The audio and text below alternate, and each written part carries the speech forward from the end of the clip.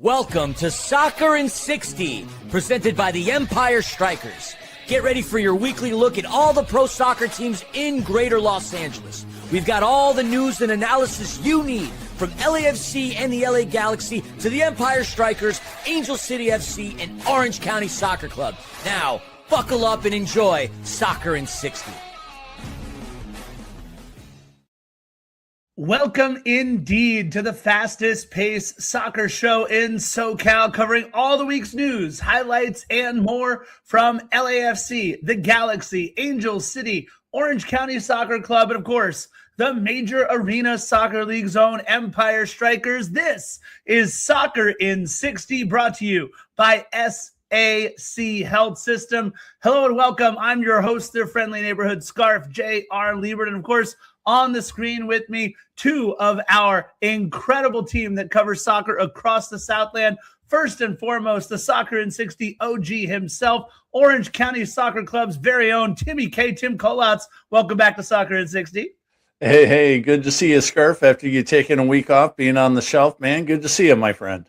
So happy to be back and ready to roll, and so happy to be joined by one half of the Lacuna Galaxiana podcast, Ananda Karana. Ananda, welcome back to Soccer in 60. Boys, good to be back as always. Yeah, you know, it's a fun night across soccer in the Southland. Again, here on Soccer in 60, we aim to take you around all five major clubs like we talked about at the start.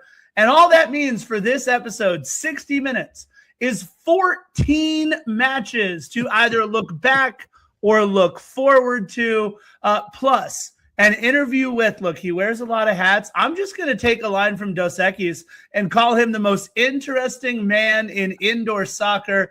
Empire Strykers 2025-2026 captain, defender, interim head coach, and do-it-all amazing human, Berto Palmer. Make sure you stick around for that interview with Berto. It was fantastic. Unfortunately, highlighting the end to the Empire Strykers season, but more on that in a little bit.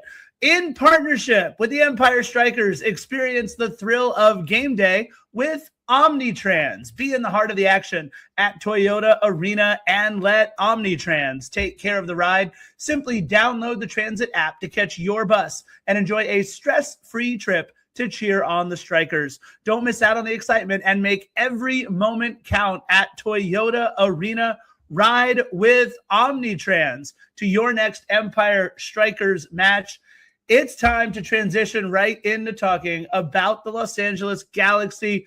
And it's a couple of tough results. Again, we so appreciate Ananda, one half of the Lacuna Galaxiana podcast, coming on with us. And this one is raw because we're actually recording this one right after the Toluca match just ended down in Toluca.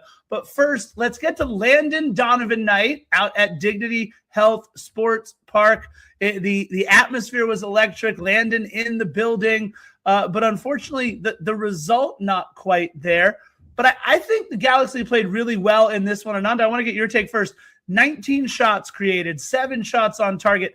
You didn't allow a single corner from Minnesota, 9 for the Galaxy, 90% pass rate. But unfortunately, as has been the case, it's the tip of the spear that remains the toughest part. A 2-1 loss to Minnesota. I want to get your thoughts on what stalled the offense in this one for the Galaxy. Yeah, simply put, a lack of confidence in front of net. And this has been the story of the Galaxy so far this season. Not executing in the final third, not finishing their dinner, especially when they have those chances. And then on the other end, Scarf, it's allowing sort of game breaking against the run of play type of goals that are demoralizing for a team like the Galaxy that are in a period of instability right now. You know, the results haven't been good enough. It's come to a point where you see a lot of chatter now online questioning Greg Vanney, questioning the front office. It's gotten to that point because the results are in there, even though statistically, like you said, Scarf, the data says that the Galaxy should win these games, but the results just are not there at the moment. Yeah, let me ask you along that line of Greg Vanney questioning, right? Obviously, the extension was announced at the most inopportune moment for Greg Vanney. I think it was 11 games into the 15-match winless streak that extension was at. Peculiar timing either way on that one. And now, again, dealing with a second catastrophic injury to Ricky Pooch, right? You guys thought he'd be back at the start of this season.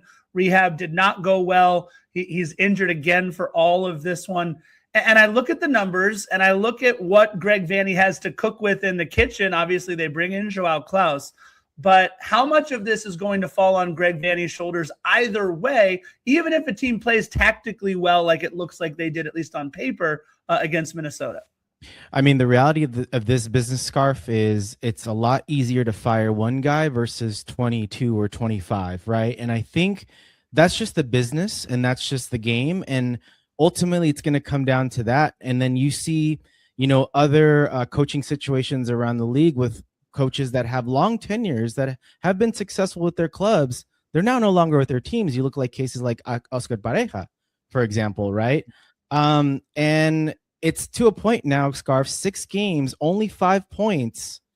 You look at that team on paper for this Galaxy. I know JP's out. I know Glezis is not there. But you look at that team and say, this is a much better team than 12th on paper. And I think that's where the sort of frustration is coming from the fan base. Yeah, I want to ask Tim and then Ananda back to you on this question as well. But Tim, if something happens and they fire Greg Vanney, does that signal to the fan base that they're listening to them or that the season is over? Or what does something like firing the coach? Let's just say it happens within the first 10 MLS matches of the season. You got much more to play, 25 plus games left in the season at that point. What does that signal to the support down in Carson about the club and about the direction that they're headed? Well, I think Ananda hit on it. You got to win or you're out. I think the reality is Vanney has got a decent team, better than 12th. I don't think they're a top 5 team in the conference by any stretch. But the reality is you've got guys that could put the ball in the net, and they're not. Right? You look at a couple of opportunities in tonight's game. You look at a couple of opportunities in the Minnesota game, and they just didn't feast, and it's a little bit of a famine right now for the guys. And it's something that they need to fix within the next 2 games, or you may very well be right that Vanney is, gone home and has a, dinner at his house versus at the training club. And Tim, you talk about tonight's game, and of course you're referring to the 4-2 loss in Toluca to Toluca as part of the first leg of the quarterfinals of the Galaxy's match with Toluca in the CONCACAF Champions Cup. Obviously, Toluca, one of the class clubs of Liga MX, and really taking it to the Galaxy in the first half, down 2-0 at halftime. But let me ask you, Ananda, was Greg Vanney able to circle the wagons, able to rally the troops? Pick your phrase that you need there. But we're talking now, it wound up being a 4-2 result. So still, obviously, the 2-0 deficit was never overcome. But that is a much better performance in the second half. Yeah, it's a much better performance, especially if you look at that stretch from about minute 60 to 75 or 80. And that's when the Galaxy poached their 2 goals there. And really, the subs made a huge difference with Greg, Scarf. It was especially with Marco Royce coming off the bench, with guys like Lucas Sanabria and Julian Aude. They really made the difference in that second half, especially Royce threading that ball through to Gabriel Peck for the first goal with a cheeky finish there. Honestly, goalkeeper probably should have done better in that near post. But yeah, I mean, look, for a stretch there, it did. But again, like 3-2, that -1 goal difference would have been a heck of a lot better. And you give up such a sloppy goal in the 85th minute. Garces goes to ground as he's been like really all game. And the defense just couldn't keep the ball out of the net. And again, this is these demoralizing goals that I was talking about earlier. End of halves, end of games. That's the story of the Galaxy this season. Yeah, let me ask you one other question too before we look ahead to the match both in Austin and then the second leg back at home at Dignity Health Sports Park against Toluca. The 5 subs, obviously Marco Royce paying dividends, Justin Hack, and then they bring on Julian Aude, and then Lucas Sanabria and Cuevas. I want to get your thoughts on how the substitutes, if the substitutes other than Marco Royce, really affected the outcome or at least improved the outlook. Yeah, well, for starters, Winder and some of the other guys are really gassed, the guys that came out. So they really needed that breather, that relief from their teammates. And look, Julian Audier, credit to him. I think it was the first or second goal. He made the extra effort, jumped into the play, and created that opening. I think it was for the second goal. I thought Mauricio Cuevas did some nice things. Like, I think he's such an attacking fullback. I like those attributes off the bench, especially when the defense is a bit leggy. The opposition defense is a bit leggy. And I think Sanabria, he's got to start in that midfield. I feel like the Galaxy are the best when the midfield trio includes Lucas Sanabria, his dueling capacity, his ranginess. We haven't really replaced Mark Delgado, and he's probably the closest thing to it. And boy, the Galaxy really missed that ranginess and that combative ability in the midfield. Yeah, TBK, two big ones looking ahead for the Galaxy. It's kind of a trap game almost, right, against Austin in Austin, knowing that you're putting all your eggs in the CONCACAF Champions Cup basket just a couple of days later at Dignity Health Sports Park. Timmy, what are you expecting from the lineup and from the effort in Austin, knowing what you've got coming right after that? Yeah, I think you got to, cycle in some of these guys. I think Sanabria's got to get the start against Austin. I think Royce has got to get the start against Austin. And I think you've got to put a lot of the guys that were the subs, Aude and those guys, you got to put them in the starting lineup against Austin, because at the end of the day, the season MLS should take priority, but we know it's not going to because of just the circumstances. But I think if you do that, then you can cycle in against Toluca in leg number 2. And if you win leg number 2-0, you advance. And that's the key, right? We want to remind everybody, away goals is the first tiebreaker. So Galaxy, with those 2 away goals, look, it's going to be made real tough if Toluca gets on the board early, but plenty to play for. It is not at all out of the realm of possibility that Galaxy are able to steal one at home at Dignity Health Sports Park. All right, let's transition to another club where we've got 4 matches to look at. Of course, that being LAFC. A little bit of a different tenor to the week. And again, I'm not trying to poke at Ananda at all. He is gracious enough to stay on with us for both of these clubs, and we so appreciate that you do. But 2 wins, 9 goals, none allowed, an incredible week for LAFC. But let's just talk first and foremost, Timmy K. That is an awful Orlando club that LAFC took behind the woodshed 6-0. Let's not blow how important 3 points is out of proportion. 3 points any way you can get them is great. And getting that Sonny and Bawanga connection back on. I mean, Timmy K, it was nice to see the band getting back together after we hadn't seen that from LAFC since the end of last season. Yeah, just ask Ananda at how much 3 points value at this early in the season, right? But yeah. To put them, you and I were texting during the game, and I'm like, they're blowing them out, and you said the same thing, But the bigger thing was LAFC really came to play, because you talk about trap games, right? You could easily walk into Orlando and just look dumb and leave with a draw, right? I'm not saying you're going to lose against Orlando, but you could have easily during that game. And they just went and whacked them early and often. And to go up to get that victory 6-0 and to play as well as they did, this is a testament to the team and the coaching staff over at LAFC. Yeah, and what you hope for as an LAFC supporter is that you can put the game away early so that you can begin to focus on Cruz Azul even during the Orlando match. And Ananda, going up, 4-0 after 28 minutes, a Denis Bawanga hat trick in less than 9 minutes of play from the 20th to the 28th. What that allowed them to do is to really start to set their lineup and set their rotations for Cruz Azul, even in the second half of this Orlando match. Yeah, and that's super important because, I mean, based off of LAFC's form, they're going to go pretty deep in the CCC, it looks like. And they're going to go, obviously, all the way till October or whenever MLS Cup is. I mean, this is probably, I've seen it around the social scarf, that LAFC is the best MLS team right now by far, like by a mile. Just by the way they're playing, not only offensively, but defensively. They're just, everything is coming together. Every time I've watched maybe like a couple of halves of the last couple of games, Scarf, and just the continuity, the way you guys enter the final third with speed and with intent. Looking at this from the other side of the aisle, that's a huge difference. Like it's night and day actually watching both teams from LA. So that's something to be commended. But now you just got to keep it going. You got to keep the momentum going. Yeah, it's a long season. We're talking 50 to 55 matches if LAFC gets everywhere that they want to get this season. Something that's certainly going to help is what we saw in the second half. The Maple Messi himself, Jacob Schaffelberg, getting to play in his first match of the season. He had pelvic surgery, and just saying that makes my stomach turn over before the start of the season, right when LAFC acquired him.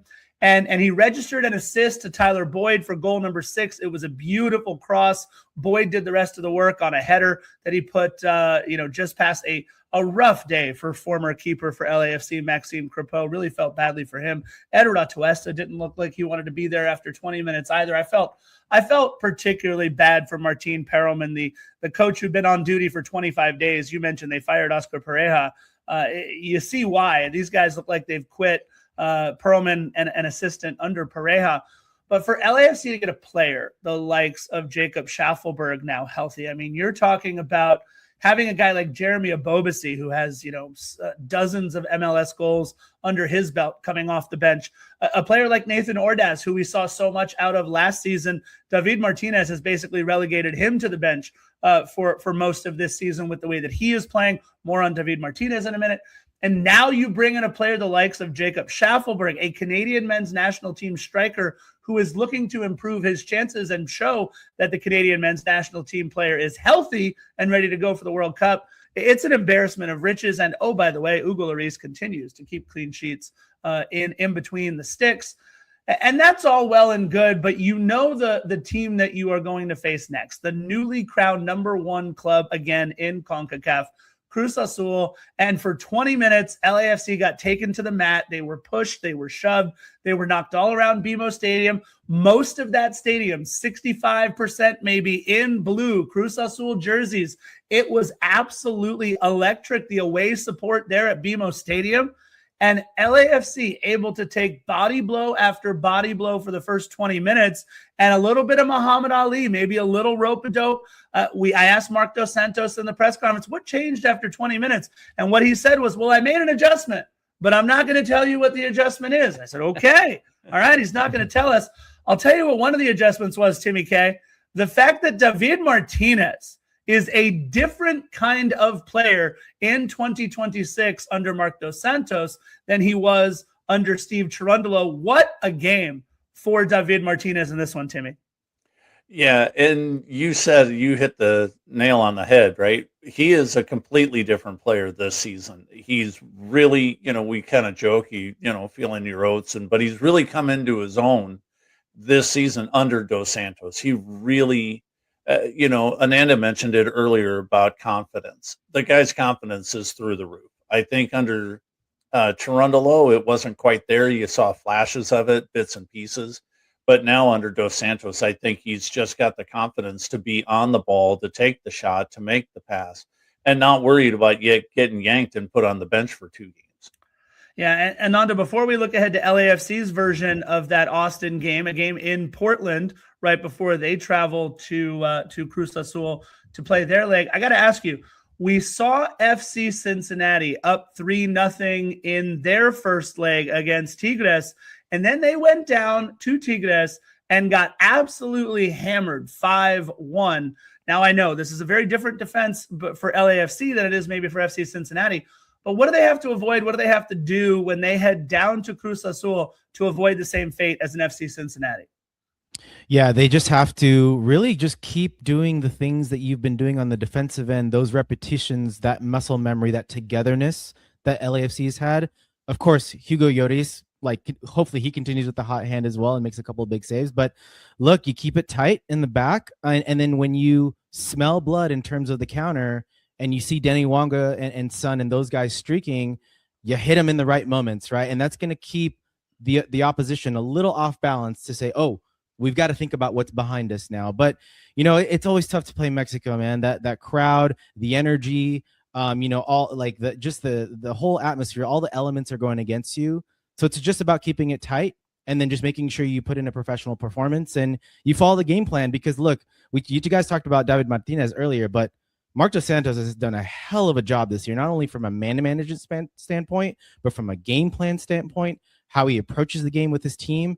Huge credit has to be given to a guy that everyone said, what's a first-year coach going to do, right? So huge credit to him. Yeah, absolutely. And look, a trap game. We talked about what that Austin match could mean for the Galaxy right before you guys take on your second leg. LAFC has to travel to Portland and then probably straight down to Puebla after that one. It's a very weird travel schedule. I expect a lot of roster rotation in that one, maybe Hasal between the pipes. Expect a lot of Artem Smolyakov and Amin Boudry and Jude Terry and players who LAFC maybe doesn't rely on game in and game out for that match in Portland. It's going to be really interesting to see the pride that this club has right now to keep that shutout streak alive to start the season, if they'll be able to do that in Portland.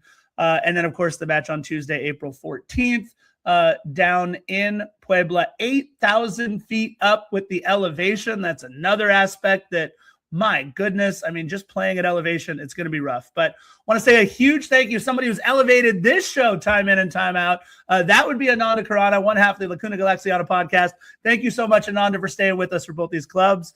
He doesn't even get a chance to say goodbye. Our technical director, Christian Giordani, saying, no, not going to happen. He's out of here. That's it.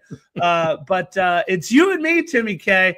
And we're going to hear real quick from our friends over at National Core. National Core is one of the nation's largest nonprofit affordable housing developers and a proud sponsor of your MASL team, the Empire Strykers.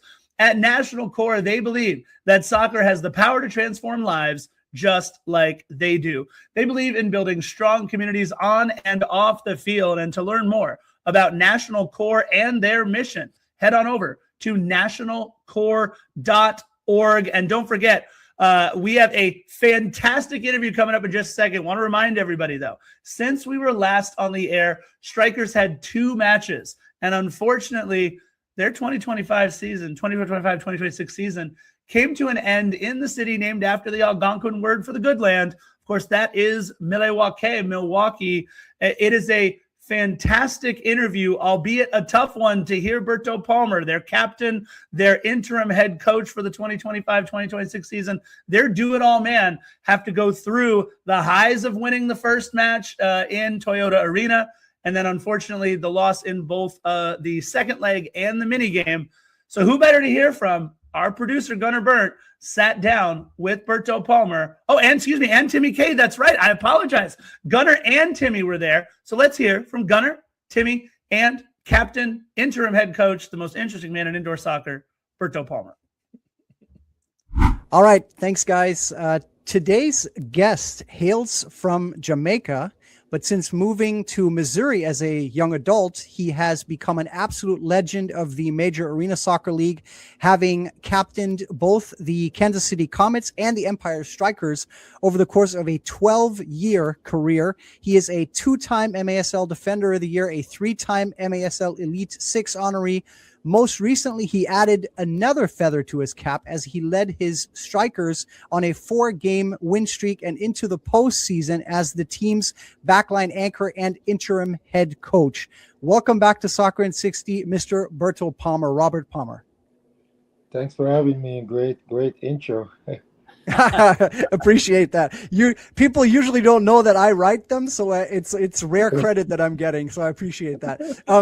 Berto, before we start, we should let our audience know that unfortunately the Strikers lost in the playoffs. Right, they were eliminated from the playoffs at Milwaukee after an emphatic win 6-3 at home. You guys lost 7-5 in Wisconsin, and then lost the decisive mini game, unfortunately, 2-0. Let's start with the win at Toyota Arena. Talk us through what your game plan was and how it played out in the end. It was just mainly focused on us.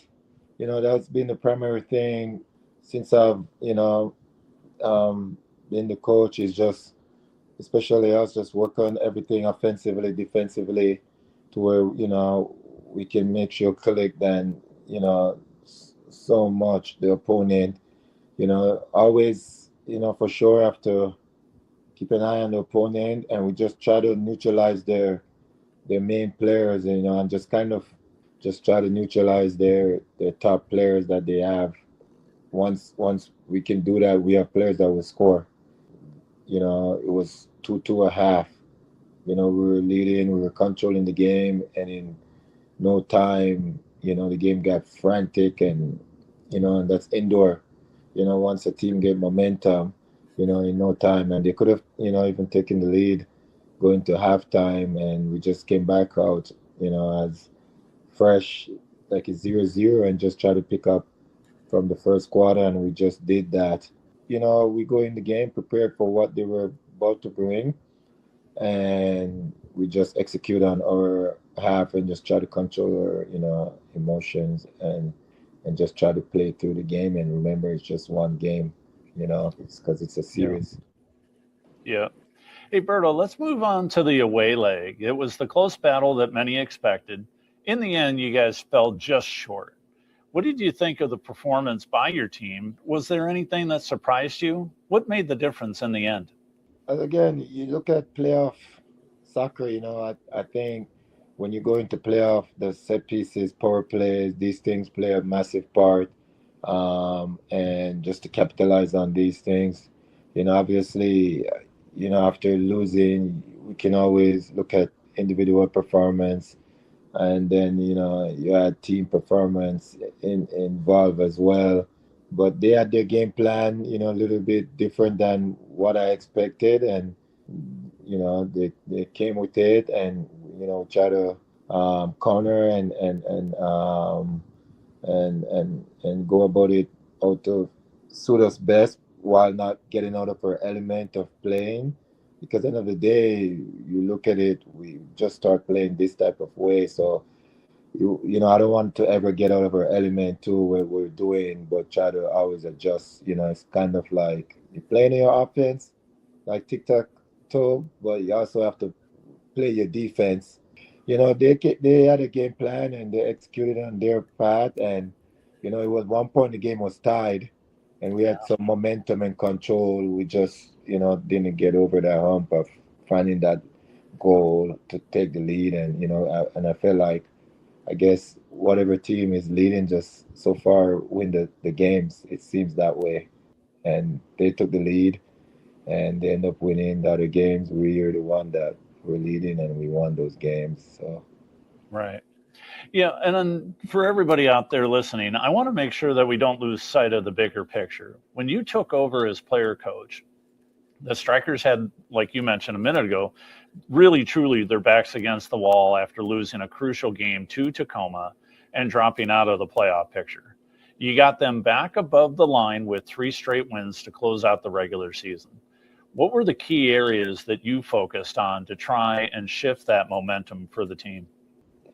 It's just, as a player before being a coach, practicing with the guys and know what they're capable of is just, giving responsibility to each individual, and also kind of, in a sense, enhance some of our players to reach their maximum capabilities for the team to have success. And I just kind of, added these things and just built on that. And as I said, this game is a momentum game to where, wins follow you, and same losing also can follow you. So we know what we're up against, and in a sense too, we kind of had, you look at our games, a more veteran team towards the end. Yeah. To take that burden off, to be able to, because a lot of the guys they've been in that situation, whether it's indoor, like, being a veteran player. So, it's just something as well to where, but still we have young players in, but that helps a lot because it's just, again, our backs against the wall, and we just fight and crawl and just fight our way through, and, still stick to what we've been, we kind of practice, because the first game we didn't have any practice of what this was just thrown out there, and we did really good. And then, after having some sessions with the guys, and adding things, and fine tuning some stuff. Yeah. You know, they just executed on their part. So, big kudos to the guys, to step up. And in case people aren't following, I just when you say for the first game, you're talking about when you came in, you really had no time to practice with the team. This was in the regular season when you played Milwaukee on the road and got a win there and got the win streak going. So that's what Berto's talking about there. Yes. And then played him again in the playoffs. So and then he had some time to practice with them before those games. But Berto, you talked about it. You played an excellent game in the opening leg against Milwaukee, which is pretty impressive given that the Wave contended for first place in the regular season, right? They were one of the teams that was up there, could have finished first, and also had the best attack in the league. In addition, as you just said, you only had a few weeks to implement completely new tactics, a new philosophy, while everybody else, all the other teams in the league, were able to fine-tune what they were doing throughout the season, throughout 5-6 months. How much of a disadvantage would you say that was heading into the playoffs? At the end of the day, too, I look at it, yes, the other teams been playing a certain style and a certain way throughout. But there's always adjustment to where teams might have to go into and do something different, you know what I mean, which Milwaukee did in the second game, right? They did some of that throughout the season with their goalie up, right? So, they've been practicing that in a sense, but the way they kind of dropped off, that wasn't at home. I've never seen them, done something like that. It would have been nice to have been like season preparation to where, something to where the guys were able to have from the beginning and to the playoff and then add in, different fine tune to always have. But you just got to give, the Wave credit. End of the day, they pulled through, and yes, they have somewhat advantage because they've been together for months doing that way of playing. We've been together for a couple weeks, and every, as I said, I try to focus so much on the team of what we need to do. It should be, we focus on what we are doing, but also the other team, but we didn't have time. Yeah. Now, Berto, you've talked a bit about the challenge of switching back and forth between the roles of backline anchor and head coach during a match. Did that become easier from game to game? Did you maybe find a little psychological tricks that helped you take off one hat and put on the other? Which, I shared with the guys, sometimes it's challenging to where, I'm in the more player side of things than the coach. I think the first 2 games, I was more able to switch in between of being the player, and also the coach. And I think St. Louis game was an example of that, to which, I shared with the team where I was more into the player side of things, emotion and even throwing the flag. That was more just kind of the player side rather than the coach, So that game just taught me that to, have to learn to differentiate and be that for the team, especially being the head for the team, right? I don't want to pass down things to the guys to where it become an emotional game and just, hectic or chaotic for them. If I bring that calmness, when things are not going good, as it helps to calm the team down. So we were back against the wall regarding things like all the decisions that I've made was just, you have to make it to where just get past this rather than not thinking about, we need to play this player or need to do this because we didn't have time. Same with me, I didn't have time to kind of sometimes be able to learn and adjust and grow into that, but as the game goes on, goes on, throughout the end and the playoff, I've learned that, but, earlier in the season, if I would, it would be a different thing for me. Yeah. So one thing that stood out late in the season were the crowds at Toyota Arena.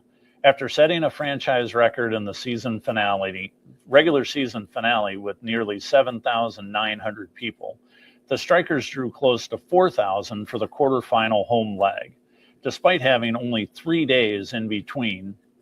And despite the game being on a Thursday and everybody fighting traffic to get there, being on the field, did the fan support feel different to you this season? Oh, since even last year, it was just something that was brewing, and then this year too. Just as I told the fans, you guys were so loud to where my teammates can hear me, on the field, like I've been screaming, but you guys are so loud. I'm losing my voice trying to get my teammates, because the music is playing plus the fans, like they brought that energy, and it was just electric to have. I've played in front of a lot of people and fans, and nothing like when you have your home fans just being loud, going off, cheering goals, cheering, good defense saves, all that, and us, and then on top it off and win. But end of the day, for me, I look at it, the fans, they came out, just want to see the team battling, playing hard, give their best, right? And just know that sometimes the result, doesn't always favor, the home team, but if the fans see you're trying, you're doing your best, they're going to come back and they want to support and be there because, it's the product too that you put out there. We keep putting out good product, it's going to bring even more fans to want to be a part of, because it's an experience for both, not just the fans, but also us as players. Yep. Awesome. It definitely helps when you have Felipe Dutra, fellow defender Felipe Dutra, pounding his chest after he makes blocks. Really gets the fans going. I'll say that.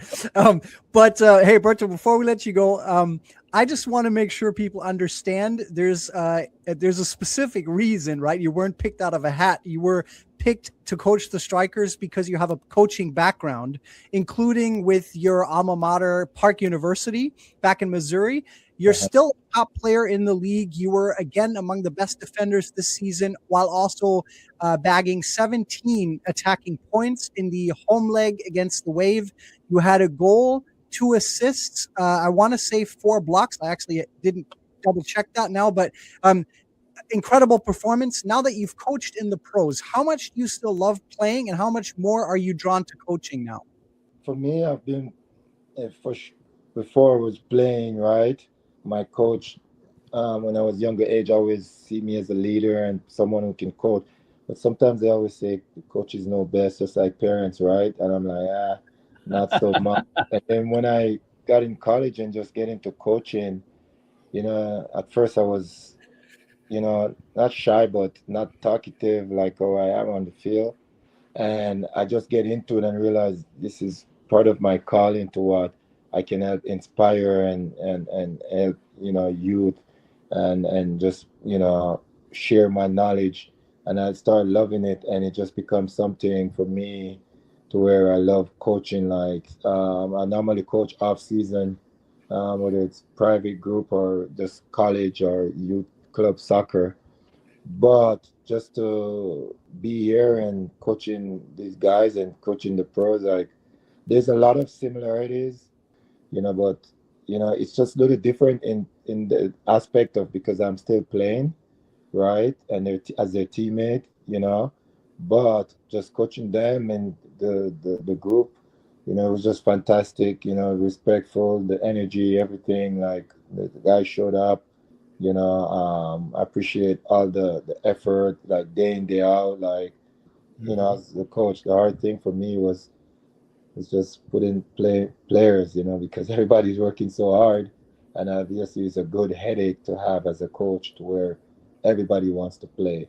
You know what I mean? So yep. It's something that I love. Same with playing. I love playing, because I love to compete, and coaching give me that. The only thing is I can affect the game, but playing I can more so because I'm on the field. On the side, right. Sometimes I'm like, you should, do it. But, as a coach, that's why you try to get your team, so equipped and ready to go into these battles, to where you're like, not feeling like you should be the one stepping in to do that, you know what I mean, as a player. So it's tough, and I love playing. I still love playing, and be there and be also, an example for my teammates, being by the side and going through these battles with them. Coaching, you share that, but when you're playing and being next to the person, you actually can feel it even more.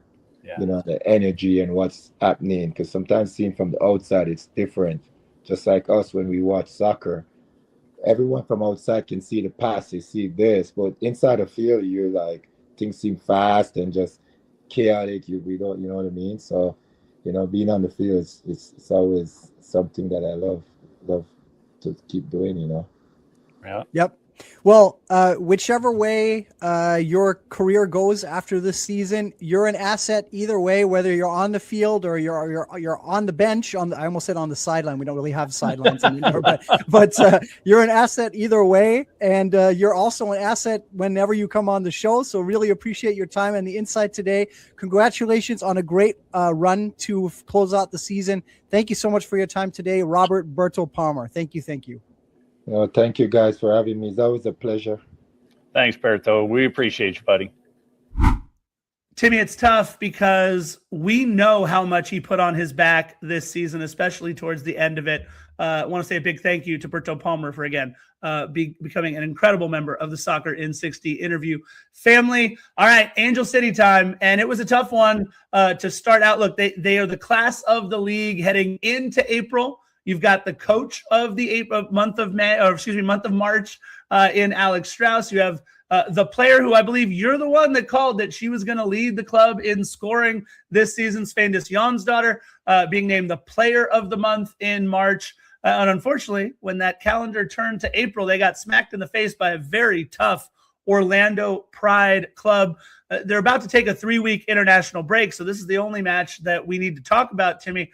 But Barbara Banda kept mostly in check by a fantastic Sarah Gordon, who we were talking on the last couple episodes. Where's Sarah Gordon? They were keeping their ace up their sleeve in the pocket there for somebody like Barbara Banda. It was a kind of a sloppy affair, right? Both goals coming off of chaotic sequences in the box for Orlando. A tough one leading into the international break. Yeah, and we had talked about Sarah Gordon a couple of different times, and I've been chatting it up with a few other Angel City homers, and they were saying the same type of things that we were. She's been having a tough go of it lately. But you're right. She kept Banda in check the entire game. Her best performance of the season, clearly, and to be able to have, the result is kind of a drag, right? 2-1 loss, but. It was a sloppy game towards the end. You got all 3 goals in the last 10 minutes of the game, and it's a tough one. But the reality is this: the Angel City is still playing at a very high level. I think you got to, you have one, you lay an egg every now and then right around Easter. So I'm not going to be too concerned about it, right? The Easter bunny came a little early on Friday night, so not overly concerned about it. Yeah, and look, let's talk about it. Despite the loss, some clubs have already played 5 matches. Angel City just with 4 in league play. Still an NWSL best 10 goals scored on the season. An NWSL best +6 differential. They're tied for second in the league with assists. And they've done so, by the way, here's the incredible thing, Timmy. 10 goals on just 14 shots on target over the course of the season. You're talking about a club like San Diego Wave, who right now is in first place. Angel City is not far behind. They've registered 37 shots on target this season. Angel City with just 14. So definitely some things for Alex Strauss to continue to pull the strings, continue to talk about. Unfortunately, though, over this international break, he's going to be without 9 of his ladies there for Angel City FC. We're talking Emily Sams and Giselle Thompson called into the U.S. women's national team. Evelyn Shores and Riley Tiernan called into the under-23s for the United States. Kennedy Fuller ready to captain the U.S. women's under-20s. Ari Borges and Miara News for the Brazilian women's national team. Casey Fair for South Korea. And your pick to click, as they like to say, Svandis Jonsdottir for that Icelandic women's national team. I got to ask you something that's real interesting, Timmy K, and this one might be a little out of left field, but Casey Fair, she plays regularly for the South Korean women's national team. Since she started with them in 2023, 11 matches, 6 starts, 492 minutes, playing great for the South Korean women's national team. With Angel City since 2024, 90 minutes total over the course of 5 matches. What gives? How is it so hard to get Casey Fair out there on the pitch? I think it's just what we've already been talking about. You've got to just step up and be better than the other person that's in your position. And right now, you talked about embarrassment of riches with LAFC. Angel City under Alex Strauss actually has gotten to that point now. And unfortunately for Casey Fair, it's a tough lineup to crack. And she'll get in a bunch of more minutes this year, especially with the rest of the season coming up. It's a long way to the end. But I think it's just very difficult to crack for anybody to crack that starting 11 right now. Yeah, you're talking about the likes of Cindy LaRue and Kristen Press, and obviously what we saw from Claire Emsley and Alyssa Thompson, and now you got Svein Jonsdottir. It's got to be real tough. You're absolutely right for this young lady to get minutes. Remember, she's still a teenager too. I mean, oh my goodness. And that's the other thing, right? Talented. She's so young, and most of Angel City is super young, which is great for the long term. So I'm not overly concerned about it. She'll be just fine. By the end of the season, she'll have 400 minutes for Angel City. I love it. All right, you heard it here. He already called Svein Jonsdottir. So, all right, let's get into Orange County Soccer Club. 2 matches this last week, 2 very different results, Timmy, of course. A 1-0 loss to New Mexico United at the Champ in just kind of a lackluster offensive effort for Orange County in that one. A tough foul by Alex Rando, right? He got called for the foul, which gave the PK to Niall Reed-Steven, and he, of course, puts the penalty away. 12 shots, but just 1 on target for Orange County in this one. Why is it so hard for the offense to get rolling right now early on in the season? Yeah, that's the biggest question mark with Orange County. I mean, going into the game, they're undefeated in league play. 2 wins and a tie, a couple of ties. I think the reality is that they've just got to work on that in practice. They just have to continue to be on it and just not flail and put one, half a dozen over the bar, or just they gotta take out a page out of Angel City's and just start putting things on frame. There's no other way to do it, and just shoot at the middle of the net if you have to. Make the guy make a save, right? If nothing else, at least make the goalkeeper make the save, because he could fumble it. You drop it, parry it right to one of your other guys. And I think if you start doing that, I think the goals will start coming in bunches. Yeah, you put the ball in a dangerous spot. Literally anything can happen. However, 6 matches into the season, and we haven't talked about the 6th yet, but we will. Defense has given up just 3 goals. And you can't ask Orange County's defense to do anything more than they did against New Mexico United. 4 total shots allowed in the entire match over 90 minutes, just the 1 shot on target. Unfortunately, it's a PK, and obviously those are problematic, but an incredible defensive effort. And then finally, they did find their offensive legs a little bit. It's Lyle McKinnon, and the kid looked fantastic, got behind the defense a couple of times for Orange County. They also host San Antonio, who at the time was also undefeated themselves in USL Championship. And it's nice to see them get back to their winning ways at the Champ in this 2-0 victory. Yeah, and this is one of the things where, obviously Coach Stone went and talked to him. We just mentioned about putting the ball in dangerous spots and put it on a frame. They got dominated on time of possession. We look at that, and it's over, 68, 69% for San Antonio. But the only thing that matters is what's up on the scoreboard. And in this particular match, you mentioned McKinnon getting the goal. Then you look at Bazzini. He gets the other goal, and they ended up winning 2-0. And it's okay that you let the other guys play around with the ball at midfield and not let them into the attacking third, because if you look at the final scoreline stats, Orange County again played lights out. Rando comes off of that kind of I wouldn't say lackluster performance, because he gives up up just the one goal against New Mexico. But what happens is the team rallied around and they really kept the ball out of the net and made Alex Randos a nice, easy evening.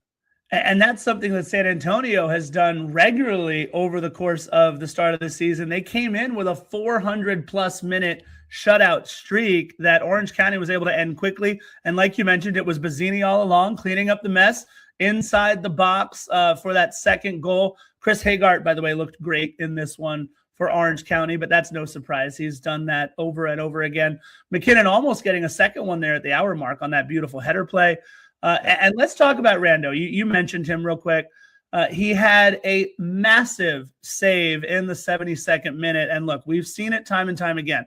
If a club is able to get one late, now they feel the confidence that they might be able to get an equalizer. But that save by Alex Rando in the 72nd minute off of an incredible set-piece effort, that really helped Orange County be able to keep that clean sheet, keep the momentum going, and finish out that match over 90 minutes.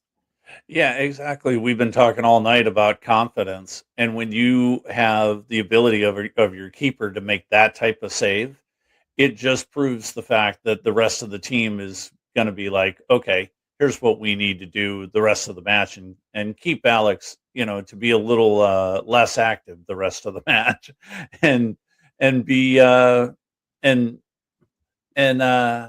what's the best way to say it is just be more confident about it through the rest of the match.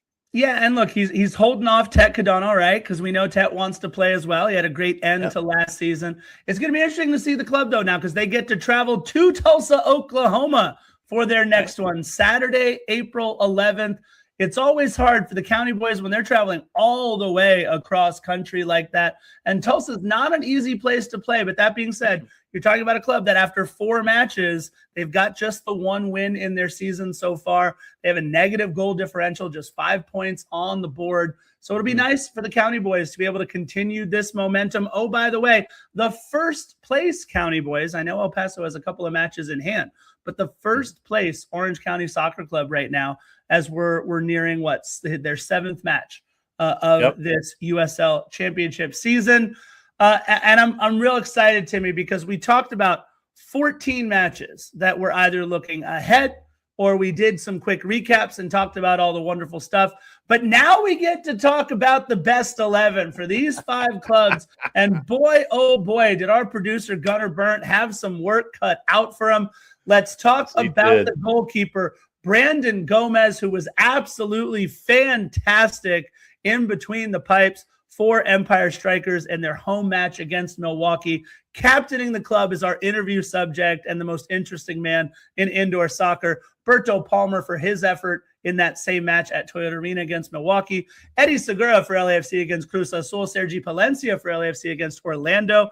In the midfield, David Martinez and Mark Delgado for LAFC. Martinez for his efforts against Cruz Azul. Delgado against Orlando. Marco Fabian, his game at Milwaukee in the final full match of the season. And Marco Royce for the Galaxy against Minnesota and Toluca. That's how good he was. He's on here for 2 separate matches. At the forward spot, 2 that are no surprise. Sonny and Denis back at it once again for their exploits against Orlando. And Tyler Boyd for his efforts against Orlando as well. That's 7 for LAFC, 1 for the Galaxy, and 3 for the Empire Strykers. Alex Rando and Marcelo Palomino, your boys almost made it for Orange County, but they didn't make it. But I got to say, Timmy, I want to get your thoughts on Marcelo Palomino. He's the honorary mention or honorable mention, if you will, in this one, but he's been great after coming over from the Houston system. Yeah, he's been a very strong addition to Orange County, and this is one that we talked about on the show a few weeks ago after he signed, and it was one of those things where when you look at it, you have somebody with that type of experience, and he's still a younger dude, right? So he can come in, he can fit into a system that Coach Stone is running. And, when we talked to Nico Ben Alcazar last week, everybody knows everybody. They all grew up playing together, whether it was in the youth system for U.S. men's national team or whatever it's been. So a lot of these guys are already very familiar with each other, or at least the style of play. So he fits in perfectly with the club. Yeah, and let's go back to the Empire Strykers real quick here. You know, in baseball, they call a 100-pitch or less shutout a Maddox. They call a goal, an assist, and a fight a Gordie Howe hat trick.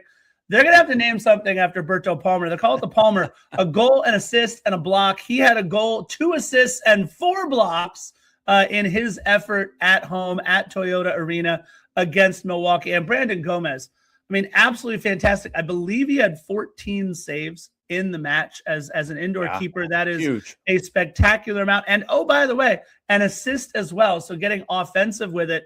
And I think that the biggest takeaway for the Strikers is the incredible end to the season that one Marco Fabian had.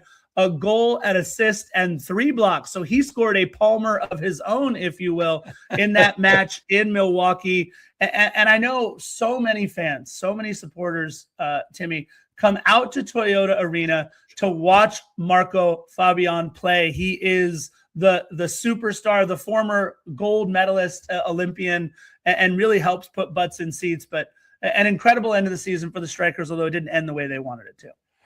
Yeah, and you look at the last 2 games, and we talked about it with Berto, but you put almost 7,900 in for the season finale, and then you put another almost 4,000 in just 3 days later. The MSL, and especially the Empire Strykers, is really taken off in the Inland Empire, the Empire in Ontario. It's one of the best arenas to go see a game in general. And just to see those types of things with 12,000 people basically coming over the course of 2 games, it's incredible and it's fun to watch. Yeah, and if you're listening to this on Thursday, which you most likely are, it'll be some interesting news in the MASL as well. We'll see what the big announcement is. Very excited. They teased it on their social media. We don't tease you. We give you a 1-hour episode talking about all 5 major clubs here in the Southland. And once again, big thank you to my co-host, Timmy K, obviously Ananda as well. This has been Soccer in 60, brought to you by SAC Health System. We talked about 14 matches this episode. Let's see how many we can bring at you for our next one next week. Thank you all for listening. Don't forget, like and subscribe to both the YouTube and however you listen to podcasts. And once again, thank you for listening to Soccer in 60, brought to you by SAC Health System. Have a good